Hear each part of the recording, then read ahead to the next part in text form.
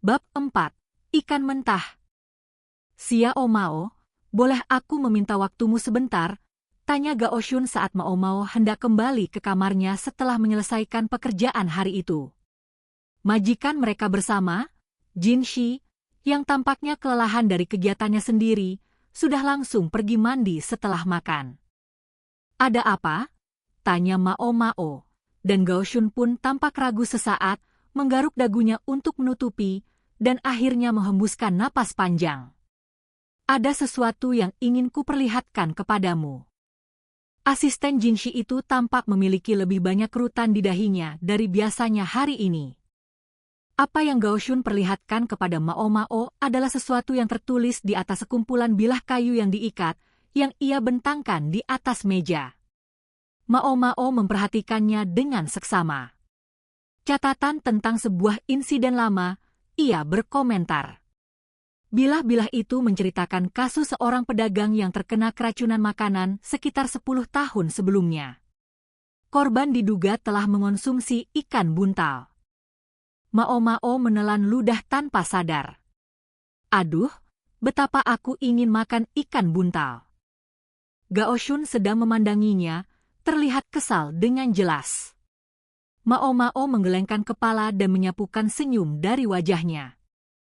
Lain kali ada kesempatan, aku akan mengajakmu makan sesuatu semacam itu, kata Gao Shun, meski ia menambahkan dengan tegas bahwa hati ikan buntal tidak akan disajikan. Mao Mao sedikit kecewa dengan itu, para penikmat kuliner sejati tahu cara menikmati sensasi kesemutan yang unik itu. Namun bagaimanapun, tidak ada yang seperti prospek makan enak untuk membuatnya bersemangat dalam sebuah pekerjaan. Ia mulai mempelajari bahan-bahan itu dengan saksama. Boleh aku bertanya mengapa kita melihat ini? Dulu, pekerjaanku pernah melibatkan aku dalam kasus ini. Mantan rekan kerjaku menyebutkannya lagi kepadaku, karena insiden yang sangat serupa baru-baru ini terjadi. Apakah mantan rekan kerja ini, Mao Mao bertanya-tanya, adalah seseorang dari sebelum Gao Shun menjadi Kasim? Jadi ia memang pernah menjadi pejabat militer atau semacamnya. Sangat serupa, kata Mao Mao. Dalam hal apa? Ia secara mental menyisihkan pertanyaan tentang masa lalu rekannya. Terus terang, ia lebih tertarik pada kasus keracunan ini daripada pembicaraan tentang masa lalu Gao Shun. Seorang birokrat memakan hidangan ikan buntal mentah yang diiris tipis beserta sayuran, dan kini ia koma. Koma? Mao Mao tidak suka mendengar itu. Gao Shun tidak pernah tipe orang yang suka berputar-putar dengan kata-kata, dan ia meragukan ia baru mulai melakukannya sekarang. Ia mencuri pandang ke wajah Gao Shun. Ia memiliki kerutan yang sama di dahinya, ekspresi yang sama-sama terlihat agak terperas dari biasanya.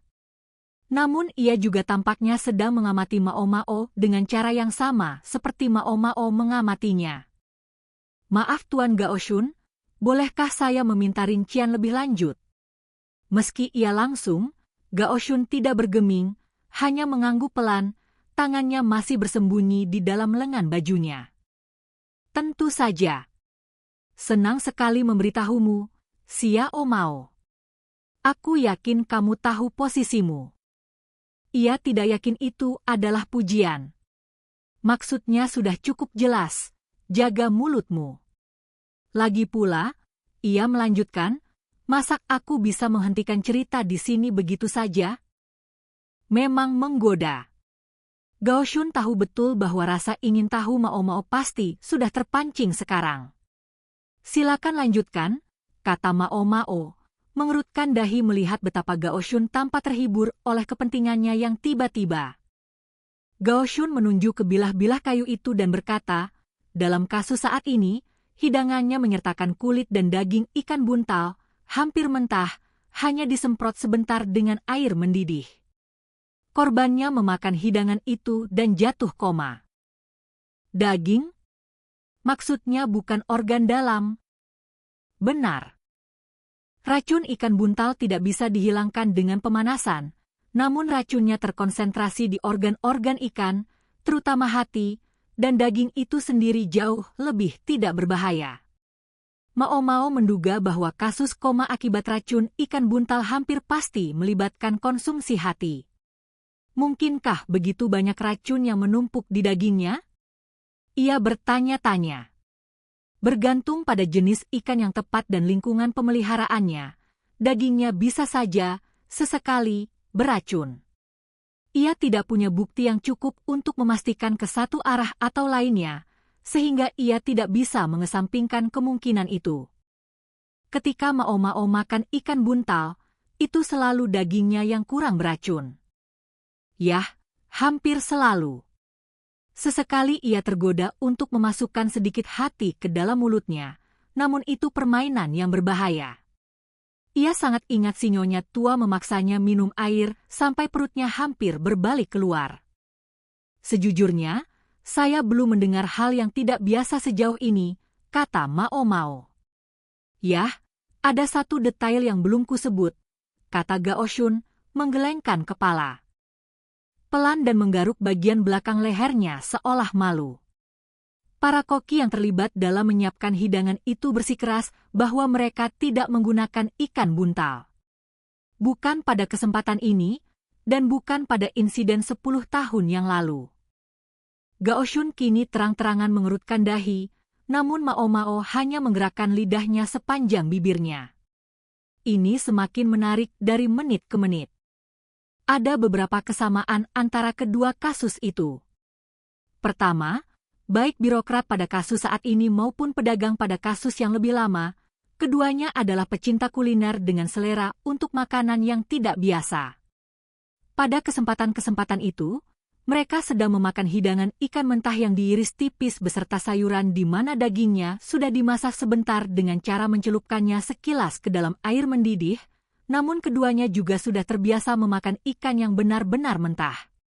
Cita rasa segar dari ikan mentah bisa sangat istimewa, namun daging yang tidak dimasak terlalu sering menjadi sarang parasit. Kebanyakan orang tidak terlalu menyukainya, dan di beberapa daerah memakan ikan mentah bahkan dilarang sama sekali. Para penikmat kuliner pemberani seperti korban dalam pertanyaan ini sudah terbiasa mengonsumsi ikan buntal. Dan meskipun mereka semua akan menyangkalnya di depan umum, ada beberapa orang seperti itu yang sesekali sengaja menyisakan sedikit racun pada ikan mereka demi menikmati sensasi kesemutan yang dihasilkannya. Dan orang-orang akan menghakimi mereka karenanya. Orang-orang yang tidak menghargai kelezatan, pikir Mao Mao. Ia berpendapat bahwa orang seharusnya lebih atau kurang toleran terhadap preferensi orang lain, setidaknya dalam soal makanan. Tidak satupun dari para koki yang menyiapkan makanan beracun itu mau mengakui kesalahan. Keduanya bersikeras bahwa mereka tidak menggunakan ikan buntal dalam persiapan hidangan mereka. Namun demikian, pria-pria yang memakan hidangan tersebut tetap saja terkena keracunan makanan. Isi perut dan kulit ikan buntal ditemukan di tempat sampah dapur dan diajukan sebagai bukti. Namun fakta bahwa organ-organ dalamnya utuh dan bisa dipertanggungjawabkan dipahami sebagai bukti bahwa tidak ada bagian dari organ itu yang sebenarnya dikonsumsi. Mereka sungguh-sungguh menyelidiki kasus ini, pikir Mao Mao. Mendapati dirinya anehnya terkesan. Ia tahu ada terlalu banyak pejabat di dunia ini yang puas dengan menuduh seseorang berdasarkan bukti tidak langsung, atau jika perlu, bukti yang dimanipulasi. Kedua koki menyatakan bahwa mereka memang menggunakan ikan buntal dalam memasak sehari sebelum insiden masing-masing, namun tidak pada hari terjadinya insiden. Mengingat musim yang sedingin sekarang, tidak mengherankan jika sampah mungkin tidak dibuang selama beberapa hari. Berbeda dengan, katakanlah, musim panas, ketika sampah mungkin lebih rutin dibuang. Hidangan yang dipertanyakan dibuat dengan ikan yang berbeda, sisa-sisanya juga ditemukan di tempat sampah. Jadi ini jelas bukan rekayasa pejabat tertentu, pikir Mao Mao, namun itu tidak berarti para koki berkata jujur. Sayangnya, tidak ada saksi mata untuk makan-makan yang dipermasalahkan itu. Karena takut membuat istrinya marah dengan pilihan kulinernya yang aneh, sang administrator sering makan sendirian. Kokinya memang mengantarkan hidangan itu, Namun pelayan sang pejabat hanya melihatnya makan dari kejauhan dan tidak bisa mengidentifikasi dengan tepat ikan apa yang digunakan dalam makanan itu. Lebih dari itu, korban baru roboh setelah ia selesai makan. Sekitar setengah jam setelah santap selesai. Seorang pelayan yang membawa teh menemukan pria itu kejang-kejang dan nyaris tidak bernapas, bibirnya membiru. Gejalanya memang sesuai dengan keracunan ikan buntal, pikir Mao Mao. Informasi yang diberikan Gao Shun, bagaimanapun, tidak cukup. Ia memutuskan untuk berhenti mencoba memikirkan masalah ini untuk sementara, sampai ia bisa mendapatkan rincian lebih lanjut dari Sang Kasim. Ia baru saja bergumam kepada dirinya sendiri, sebenarnya apa yang terjadi, ketika sebuah wajah yang sangat tampan muncul di sampingnya. Mao Mao merasakan otot-otot wajahnya menegang secara refleks. Kalau boleh kuminta, mungkin kamu bisa tidak membuat muka seperti itu kepada diriku sendiri? Itu menyakitkan. Rambut Jinshi masih basah. Suiren sedang mencoba mengelapnya dengan handuk, berseru, "Oh, astaga," saat air menetes kemana-mana. Mao Mao memaksakan dirinya untuk kembali ke ekspresi normal. Sepertinya ia hampir gemetar karena kegalauan. Kamu benar-benar menggantungkan setiap kata yang Gao Shun ucapkan, kata Jinshi. Ia tidak terdengar senang. Saya hanya terlibat seperti siapapun ketika seorang pembicara punya sesuatu yang menarik untuk dikatakan. Jinshi tampak terkejut. Sekarang, tunggu sebentar. Ketika aku yang berbicara, kamu tidak pernah. Ia bahkan tidak bisa menyelesaikan kalimatnya, namun untuk saat ini, Mao Mao tidak peduli. Sudah malam, katanya. Kalau Tuan tidak membutuhkan saya akan kembali. Ia membungkuk sopan kepada Suiren yang masih mengeringkan rambut Jinshi, dan dengan langkah kecil keluar dari ruangan. Jinshi tampaknya mencoba mengatakan sesuatu yang lain, namun Suiren membentak, "Jangan bergerak," dan Mao Mao tidak mendengar apapun lagi darinya. Ia agak kesal dengan dirinya sendiri, bertindak begitu terpesona tanpa berdaya oleh masalah kematian seseorang. Ia bertanya-tanya apa yang akan dipikirkan ayahnya tentangnya saat ia kembali ke kamar. Keesokan harinya, Gao Shun membawakan sebuah buku masak. Ini adalah salinan resep yang biasa dibuat sang koki. Para pelayan bersaksi bahwa sebagian besar makanan yang dihidangkan kepada tuan mereka berasal dari koleksi ini. Ini adalah resep yang diklaim koki sebagai yang sedang ia ikuti. Ia meletakkan buku catatan itu di atas meja dan membukanya ke halaman dengan instruksi untuk ikan mentah yang disemprot sebentar lalu diiris tipis. Mao Mao memperhatikannya, mengusap dagunya. Resep itu menyebut ikan untuk disajikan bersama sayuran cincang dan sedikit dicuka.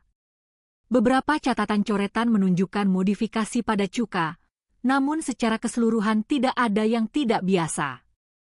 Beberapa jenis saus cuka yang berbeda terdaftar, kemungkinan untuk mengakomodasi musim dan bahan yang tersedia. Ikan dan sayuran spesifik apa yang digunakan tidak disebutkan secara rinci. Mao Mao terus mengusap dagunya. Ini tidak menjawab pertanyaan krusial tentang apa yang sebenarnya digunakan, katanya. Sayangnya benar. Jinshi mengamati Mao Mao dengan penasaran dari kejauhan singkat, meskipun ia tidak tampak menikmati dirinya sendiri. Ia membawa buah longan yang ia pecahkan dan makan dengan lesu.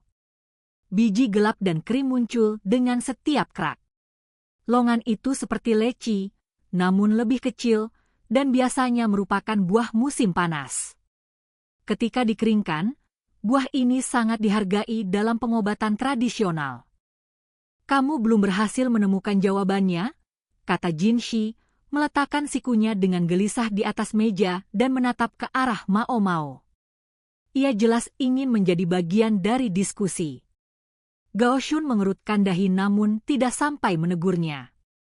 Seseorang seharusnya mengkritiknya habis-habisan, pikir Mao Mao, menatap Jinshi dingin saat ia bersandar tanpa sopan santun di meja. Saat itu, seseorang merebut longan dari tangan Jinshi. Anak laki-laki yang tidak bisa bersikap seperti pria terpelajar tidak akan mendapat camilan, kata Suiren, terkikik terang-terangan dari tempatnya tepat di belakang Jinshi. Meski tertawa, Mao Mao merasakan muatan di udara. Ia tidak bisa mengusir kesan bahwa ia bisa melihat awan badai menggelinding di belakang Suiren. Apakah aneh menyebut dayang itu memiliki aura seorang pejuang berpengalaman? Ya, iya. Alis Jinshi turun, namun ia mengangkat sikunya dari meja dan kembali ke postur yang benar. Bagus sekali. Suiren mengangguk, meletakkan buah kembali ke tangannya. Di sini Mao Mao tadinya mengira Suiren hanyalah orang tua yang penyayang, namun rupanya ia bisa cukup ketat dalam soal tata krama. Namun mereka sudah melenceng dari topik. Sudah waktunya membawa segalanya kembali ke pokok persoalan. Insiden ini baru terjadi belum lama, bukan? Kata Mao Mao.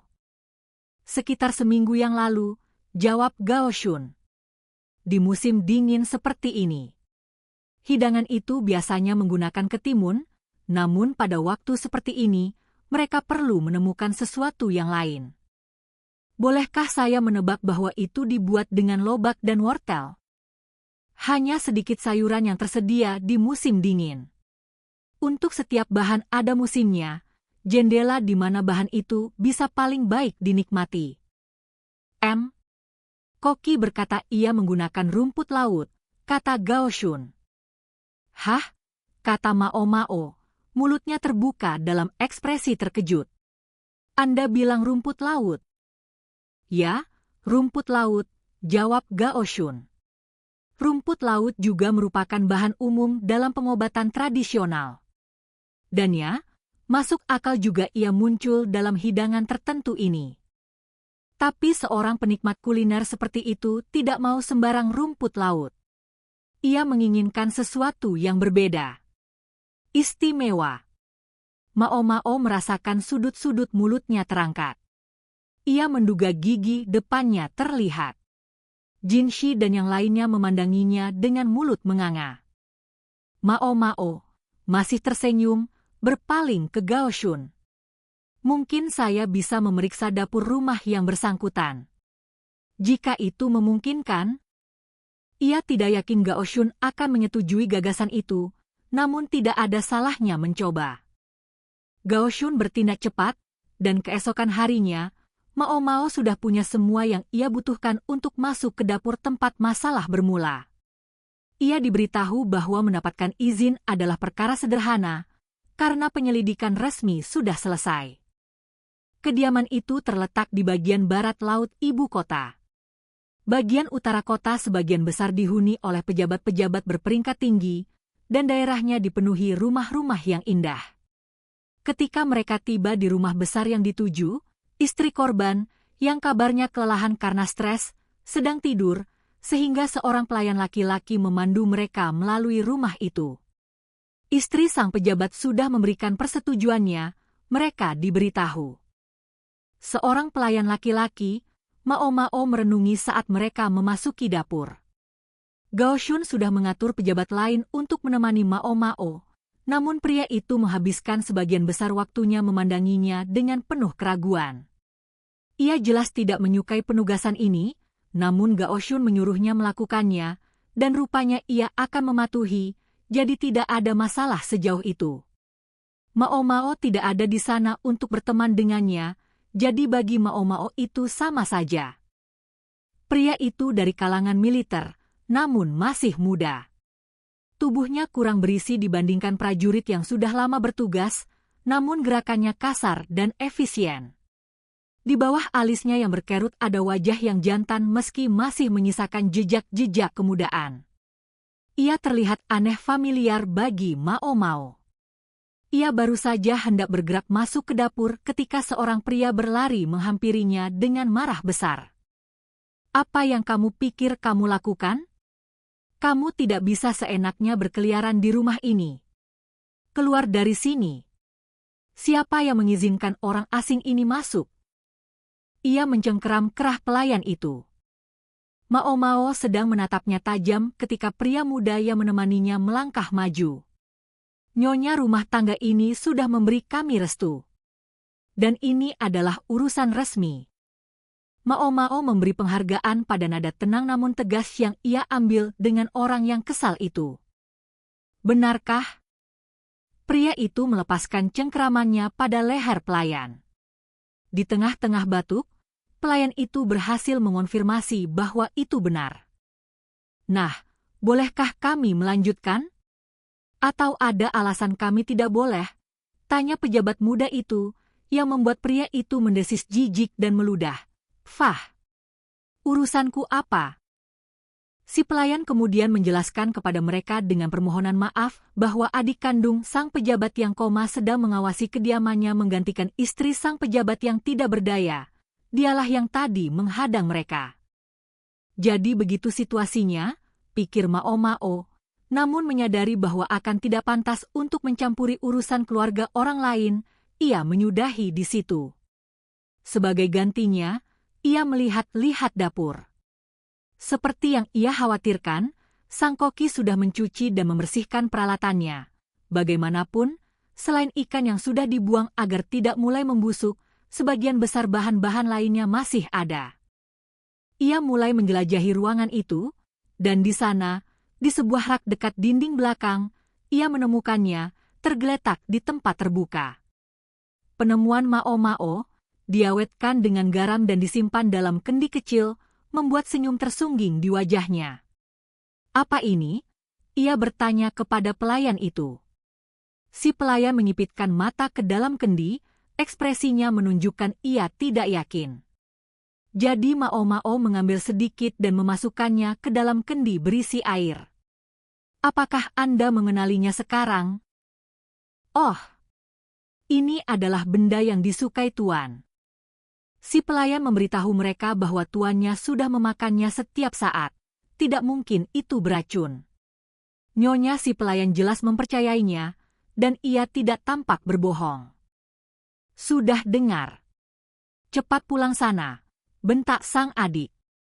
Ia sudah mengamati Mao Mao bekerja sejak tadi. Terutama, ia tampaknya terpaku pada kendi yang sedang ia selidiki. Ya, tentu saja, kata Mao Mao, mengembalikan kendi ke tempat semula dan mengambil segenggam isinya sambil melakukan itu, menyembunyikannya di lengan bajunya. Mohon maaf sudah mengganggu. Ia meninggalkan dapur, namun ia bisa merasakan tatapan pria itu menusuk dari belakangnya. Kenapa kamu langsung melarikan diri seperti itu? Kamu hampir tidak keberatan sama sekali, kata pria militer muda itu kepada Mao Mao saat mereka naik kereta untuk pulang. Ia terkejut bahwa ia bersedia memulai percakapan. Oh, saya sama sekali tidak merasa melarikan diri.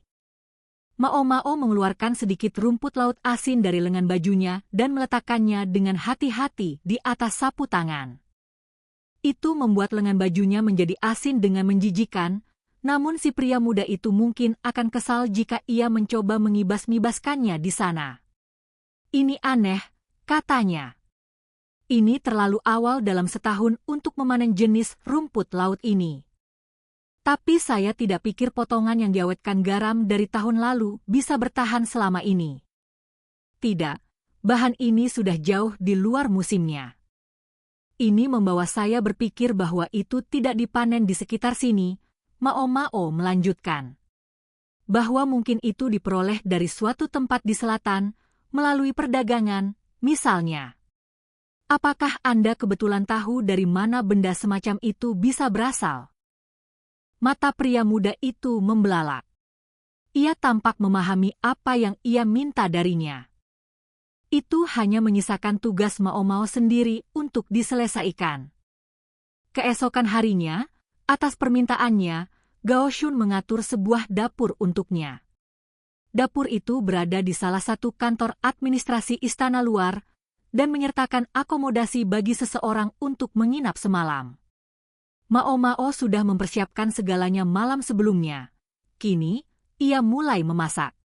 Yah, memasak mungkin kata yang terlalu kuat. Ia hanya merendam rumput laut dalam air untuk menghilangkan garamnya. Ini adalah proses yang cukup sederhana, Namun mengingat keadaannya, ia pikir lebih baik tidak menggunakan dapur di gedung Jinshi, itulah mengapa ia meminta dapur yang berbeda. 2 piring tergeletak di depannya, berisi persiapannya. Ia membagi rumput laut yang dicurinya menjadi 2 bagian dan merendamnya dalam air. Kini keduanya sudah menjadi hijau tua yang kaya. Juga di depannya ada Gao Shun dan pejabat yang berkonsultasi dengan Gao Shun tentang kasus ini, bersama prajurit muda dari hari sebelumnya, dan, entah mengapa, Jinshi. Mao Mao pikir Suiren kemungkinan akan menyidang Jinshi lagi karena ikut-ikut kepo. Saya menemukan bahwa Anda benar, kata prajurit itu. Rumput laut itu memang diimpor dari selatan.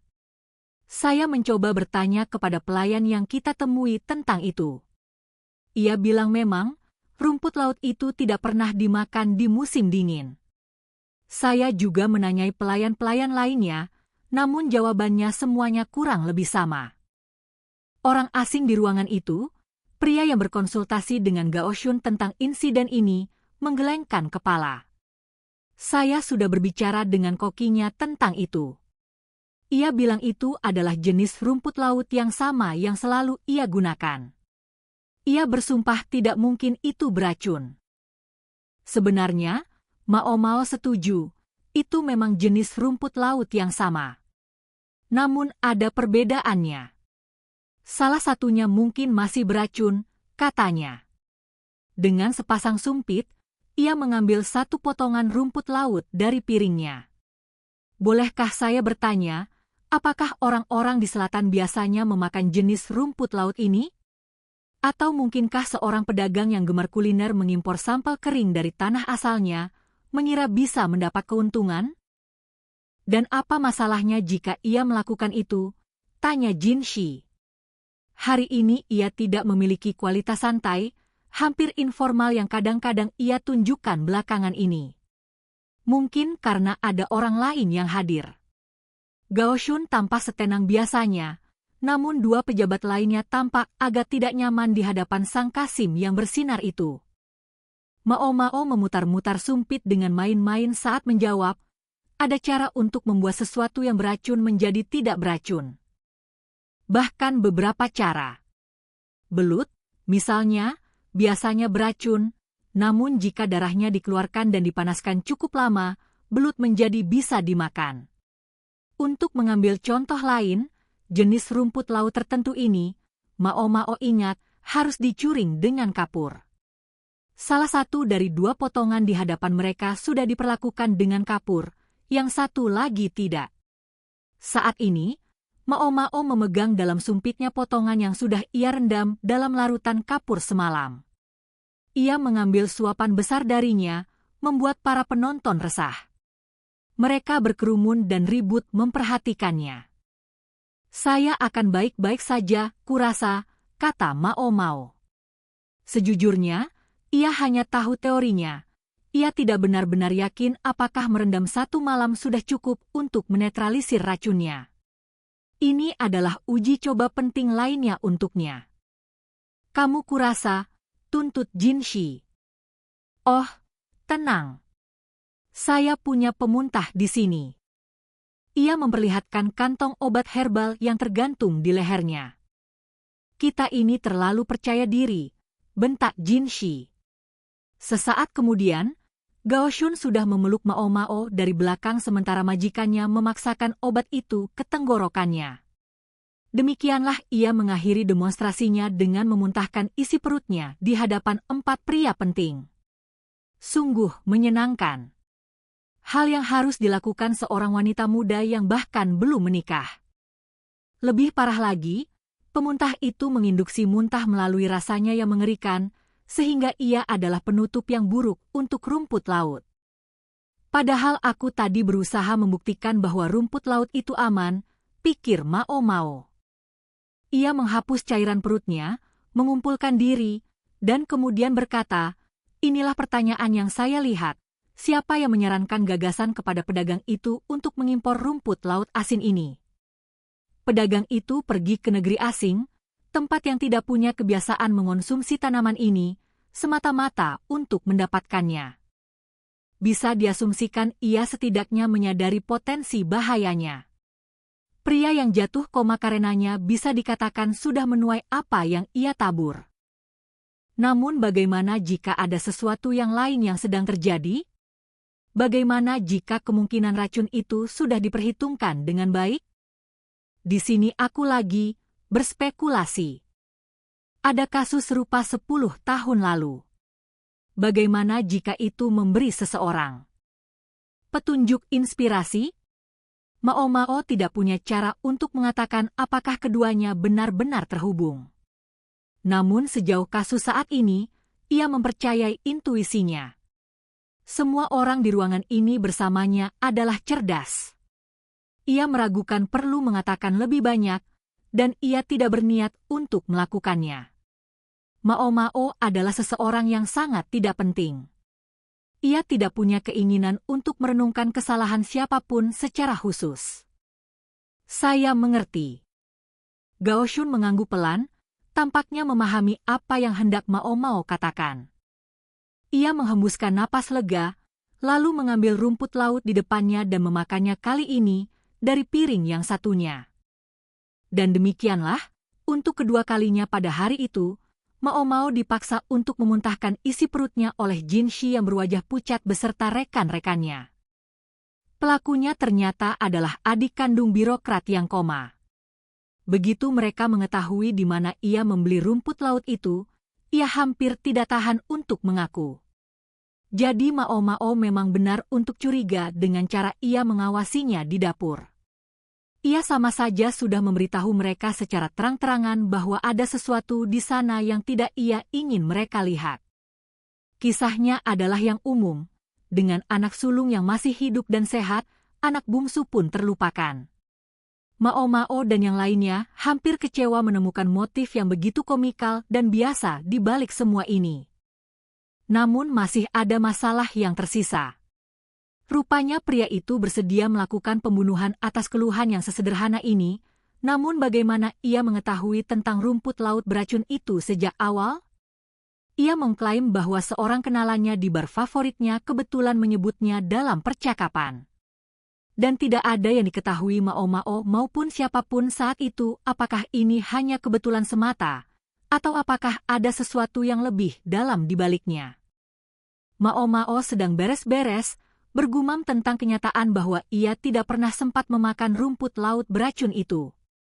Namun tidak ada gunanya menangisi susu yang sudah tumpah atau rumput laut yang sudah dimuntahkan, jadi ia bertekad untuk memikirkan sesuatu yang lain. Kira-kira untuk apa ya aku akan menggunakan bahan baruku yang berharga itu? Tanaman herbal aneh yang tumbuh dari serangga itu menari-nari di benaknya. Tepat ketika ancaman mengambil alih seluruh pikirannya, ia menggelengkan kepala. Ia harus tetap fokus. Ia sedang bekerja. Namun ia tidak bisa menahan senyum saat memikirkan serangga kering yang menjijikan dengan jamur abu-abu muncul darinya itu. Ia kegirangan hanya membayangkan kemungkinannya. Mungkin ia akan membuat arak obat darinya atau mengubahnya menjadi pil. Kebahagiaan yang berlebihan itu membuat, dengan malu-malunya, ia menyambut sang tuan rumah dengan senyum lebar di wajahnya. Sesaat ia menyadari Jin Shi dan tatapan terkejut yang ia arahkan padanya. Mao Mao menjatuhkan matanya ke tanah. Pasti itu tidak terlalu menawan. Pelan-pelan, dengan tidak nyaman, ia mendongak untuk menemukan Jin Shi tiba-tiba membenturkan kepalanya ke sebuah tiang. Itu mengeluarkan bunyi ketukan seperti burung pelatuk. Bunyi itu membuat Gao Shun dan Sui Ren berlari masuk. Gao Shun tampak melempar tatapan kepada Mao Mao. Bukan salahku. Mao Mao memprotes tanpa kata. Tuanmu memang agak tidak beres. Dalam hati ia cemberut, namun yang ia ucapkan hanya, selamat datang kembali. Setidaknya ia bisa bersikap sopan. Jin Shi belakangan ini menghabiskan hari kerja yang sangat panjang. Ia mengklaim itu karena ada begitu banyak hal yang perlu diurus. Kalau begitu, mungkin seharusnya ia bekerja kemarin daripada berdiri-berdiri mengamati percobaan Mao Mao. Penilaian Jinshi terhadap orang yang baru saja harus ia layani untuk menyelesaikan pekerjaannya sama sekali tidak menyanjung. Bisa dibilang kami tidak cocok. Atau setidaknya, ada perbedaan pendapat yang mencolok. Kini ia menghela napas saat menerima arak buah dari Suiren. Semua orang di ruangan ini sudah memiliki toleransi yang tinggi terhadap Jinshi, sehingga tidak mempengaruhi mereka. Namun jika seorang gadis kebetulan melihatnya seperti ini, ia mungkin pingsan di tempat. Seorang Kasim yang paling merepotkan memang. Jadi ada seseorang di luar sana yang bisa dengan sukses memiliki pendapat berbeda dari Jinshi. Itu mengagumkan tersendiri. Ada orang-orang yang bahkan aku pun tidak mudah berhadapan dengannya, kata Jinshi. Orang yang dimaksud rupanya adalah seorang pejabat militer berperingkat tinggi, seseorang yang sangat cerdas namun berkarakter tidak biasa. Ia akan berkomentar tentang hal-hal sepele, membawa tamu ke kantor orang, menerobos masuk, menantang mereka bermain shogi, mengalihkan perhatian dengan obrolan-obrolan biasa, dan dengan segala cara mencegah dokumen-dokumen mendapat persetujuan selama mungkin. Dan pada kesempatan ini, Jinshi lah yang menjadi targetnya. Jinshi mendapati dirinya wajib menemani pria itu selama 2 jam penuh setiap harinya, yang berarti ia harus mengganti waktu yang terbuang itu di kemudian hari. Wajah Mao Mao berubah. Pertapa tua seperti apa yang menghabiskan waktunya seperti itu? Pertapa tua? Ia baru saja melewati 40-an. Yang paling buruk adalah, ia menyelesaikan pekerjaannya sendiri sebelum datang menggangguku. Pejabat militer eksentrik berperingkat tinggi yang berusia 40-an? Ciri-ciri tertentu ini mengingatkan Mao Mao pada sesuatu, namun ia punya perasaan kuat bahwa mengingat tepatnya apa tidak akan membawa hal yang baik, sehingga ia memutuskan untuk melupakannya. Sayangnya, melupakan tidak mungkin akan membuat firasat buruknya menjadi kurang akurat. Saya percaya perkara yang menjadi perhatian Anda sudah disetujui, kata Jinshi, memancarkan senyum bak bidadarinya kepada tamu yang tidak diundang itu. Dibutuhkan usaha sungguh-sungguh untuk tidak mengernyit. Hah, tentu sudah, tapi melihat bunga itu jauh lebih susah di musim dingin. Kupikir ini adalah alternatif terbaik yang bisa kudapat. Jinshi dihadapkan pada seorang pria paruh baya dengan wajah tidak bercukur dan kacamata monokel. Seorang pemalas sejati kalau ada. Ia mengenakan seragam militer, namun posturnya lebih menyerupai pejabat sipil, dan matanya yang menyipit seperti rubah menyimpan kecerdasan dan kegilaan dalam porsi yang sama. Nama pria itu adalah Lakan, dan ia adalah seorang komandan militer. Di era lain, ia mungkin akan dianggap seekor naga tidur, seorang pemikir militer besar yang menunggu untuk ditemukan, namun di zaman ini ia hanyalah orang aneh belaka. Ia berasal dari latar belakang keluarga yang baik, namun masih belum menikah di usia lebih dari 40-an. Ia sudah mengangkat keponakan sebagai anak untuk mengelola rumah tangganya. Lakan tertarik pada 3 hal, go, shogi, dan gosip. Ia akan mengajak siapapun bermain salah satunya, bahkan jika mereka tidak tertarik. Adapun mengapa ia sudah menjadi gangguan seperti itu bagi Jinshi belakangan ini, itu karena Jinshi baru-baru ini mengambil sebagai pelayan seorang wanita muda yang punya kaitan dengan rumah hijau tua. Situasinya memang seperti itu adanya, namun tidak mungkin terlihat baik di mata masyarakat luas jika mengambil gadis dari rumah bordil. Ya, secara nominal ia hanyalah pelayannya, namun apa yang seharusnya dipikirkan orang? Pejabat pencinta gosip ini sudah mengembangkan cerita tentang kenalan muda baru Jinshi, hingga kalangan militer sudah sepenuhnya yakin bahwa Sang Kasim telah membeli gadis itu keluar dari prostitusi. Dan sulit untuk dikatakan mereka salah, tepatnya. Jinshi membiarkan ocehan si orang tua, dari mana ia mendapatkan semua cerita ini. Masuk telinga kanan keluar telinga kiri sambil ia terus memberi cap pada dokumen-dokumen yang dibawakan Gaoshun. Sampai saat Lakan mengatakan sesuatu yang cukup tidak terduga. Aku dulu punya seorang teman di rumah hijau tua juga, tahu. Seseorang yang sangat dekat denganku. Jinshi tidak pernah tahu ia menunjukkan ketertarikan pada hal-hal yang bersifat duniawi. Seorang kupu-kupu malam? Bagaimana ia? Tanyanya, minatnya terpancing, yang membuatnya kesal. Lakan tersenyum lebar dan menuangkan sedikit sari buah yang dibawanya ke dalam gelas. Bersandar di sofa, ia seolah bersantai di kamarnya sendiri. Oh, ia adalah wanita yang baik. Pemain Go dan Shogi yang sangat baik. Dalam Shogi aku bisa menandinginya, tapi dalam Go, aku selalu kalah. Mengalahkan seorang komandan militer dalam permainan strategi bukanlah prestasi kecil, Jinshi merenung. Aku pernah memikirkan untuk membeli kontraknya. Kupikir aku tidak akan pernah lagi menemukan wanita yang sepenarik itu. Tapi hidup tidak selalu memberikan apa yang kamu inginkan, Bung. Beberapa pihak yang berkepentingan muncul, dua-duanya sangat kaya, dan memulai perang penawaran. Menaikkan harganya. Astaga! Kadang-kadang membeli kontrak seorang kupu-kupu malam bisa menelan biaya sebanyak membangun sebuah istana kecil. Dengan kata lain, perang penawaran itu telah menempatkan wanita itu di luar jangkauan Lakan. Namun mengapa ia menceritakan ini kepada Jinshi?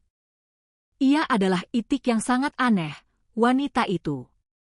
Menjual seninya tapi tidak pernah tubuhnya.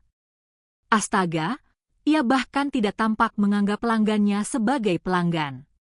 Saat kamu minum teh bersamanya, ia tidak pernah bertindak seolah ia sedang melayani tuannya atau orang penting manapun. Tidak, tidak. Sebaliknya ia akan menatapmu, mewah bagai bangsawan, seperti raja yang menganugerahkan audiensi kepada rakyat jelata yang paling rendah.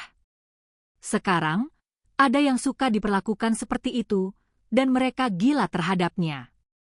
Maksudku, dengarkan, aku butuh seseorang yang punya selera sama untuk menghargainya, bukan? Pikiran itu saja sudah membuatku bergidik. Jinshi, yang semakin tidak nyaman dengan percakapan ini, mencoba memalingkan pandangan dari Lakan. Gaoshun berdiri diam-diam di latar belakang. Mulutnya ditarik menjadi satu garis lurus dan ia menggigit bibirnya keras-keras. Ada sangat banyak orang di dunia ini yang berbagi kecenderungan Lakan. Jinshi tidak yakin apakah Lakan menyadari efek yang ia timbulkan. Bagaimanapun, si eksentrik paling berbahaya itu melanjutkan. Betapa inginnya aku membawanya keranjang. Seringai mengintainya menunjukkan lebih dari sedikit kegilaan. Aku mengakui, pada akhirnya aku tidak bisa melepaskannya begitu saja. Aku terpaksa menggunakan sedikit tipu muslihat yang tidak terlalu jujur. Cukup katakan bahwa jika ia terlalu mahal bagiku, yang perlu kulakukan hanyalah membuatnya lebih murah. Kurangi preminya, begitu kata kasarnya. Di balik monokelnya, mata Lakan yang seperti rubah itu bersinar. Apakah kamu penasaran apa yang kulakukan? Jinshi mendapati dirinya terseret tak tertahankan ke dalam cerita Lakan. Inilah yang membuat pria itu begitu menakutkan. Kita sudah sejauh ini. Kurasa sayang rasanya kalau tidak mendengar setidaknya akhir dari kisahmu. Jinshi tiba-tiba menyadari nadanya sudah menjadi dingin.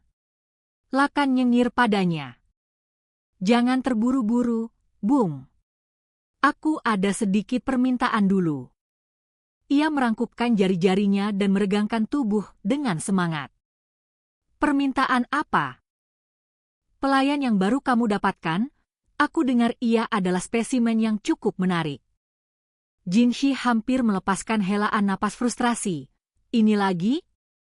Namun apa yang Lakan katakan selanjutnya membuatnya terkejut. Mereka bilang ia pandai memecahkan misteri. Lakan tidak melewatkan gelagat yang ditimbulkan hal ini dari Jinshi. Aku punya seorang teman, ia melanjutkan. Seorang pekerja logam yang dulu memproduksi barang-barang untuk istana. Tapi ia sudah meninggal belum lama ini, lihat. Ia punya 3 murid, tapi anehnya, ia tidak menunjuk seorang penerus. Oh, kata Jinshi sopan, Sambil dalam hati berpikir betapa tidak biasanya bagi Lakan untuk punya seorang pengrajin di antara kenalannya.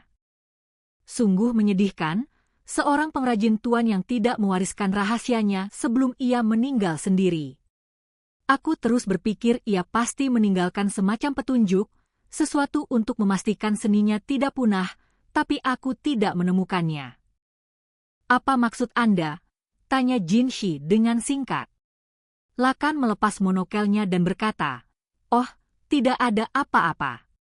Tidak berarti apa-apa. Hanya bertanya-tanya apakah mungkin ada cara untuk mengetahui rahasia apa yang dibawa orang tua itu ke kuburnya. Misalnya dengan meminta seorang pelayan muda yang sangat cerdas untuk menyelidiki masalah ini." Jinshi tidak berkata apa-apa. Teman kita yang sudah meninggal itu orang yang lucu. Meninggalkan surat wasiat, penuh hal-hal yang sangat penuh pertanda. Membuat seseorang berpikir pasti ada lebih dari itu. Jinshi masih tidak berkata apa-apa. Ia menutup matanya dan menghembuskan napas. Satu-satunya yang bisa ia lakukan adalah, aku tidak berjanji apa-apa. Ceritakan tentang surat wasiatnya.